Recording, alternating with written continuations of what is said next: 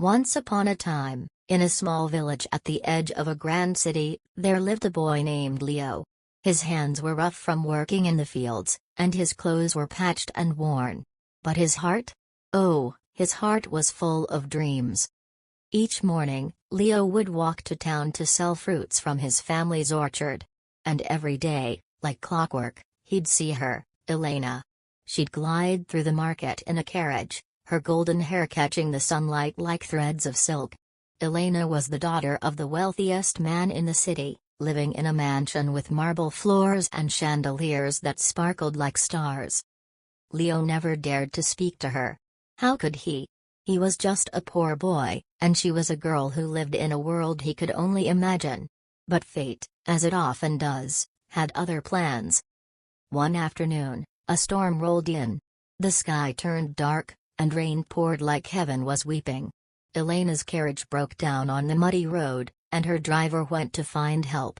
She stood there, soaked and shivering, until Leo appeared, holding out his worn jacket. "Here," he said, voice trembling, "you'll catch a cold." Elena looked at him, her blue eyes softening. She took the jacket and smiled, not the kind of polite smile she gave to guests at her father's parties, but a real one, the kind that makes your heart stumble. From that day on, they met in secret. In the forest, by the river, they talked for hours. She told him of the lonely halls of her mansion, of wanting to be free like the birds in the sky. He told her of his dreams to travel the world, to paint landscapes and write poems about everything he saw. They fell in love, not caring about the difference in their worlds.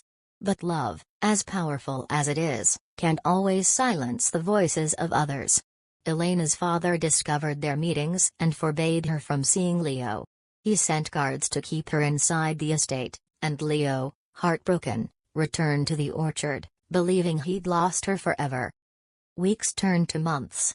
Leo stopped writing poems. He stopped dreaming. Until one evening, as he was picking apples, a figure appeared at the edge of the orchard. It was Elena. Her hair was tangled, her dress torn at the hem, but she was smiling. She had climbed the walls of her father's mansion, run through the forest, just to be with him. "I don't want a life of gold and jewels," she whispered. "I want a life with you."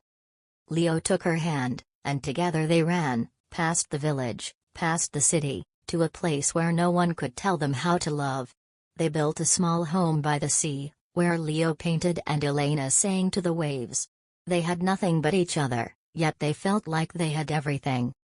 Because sometimes, love doesn't need riches or approval. Sometimes, love just needs two hearts brave enough to choose each other, no matter the cost.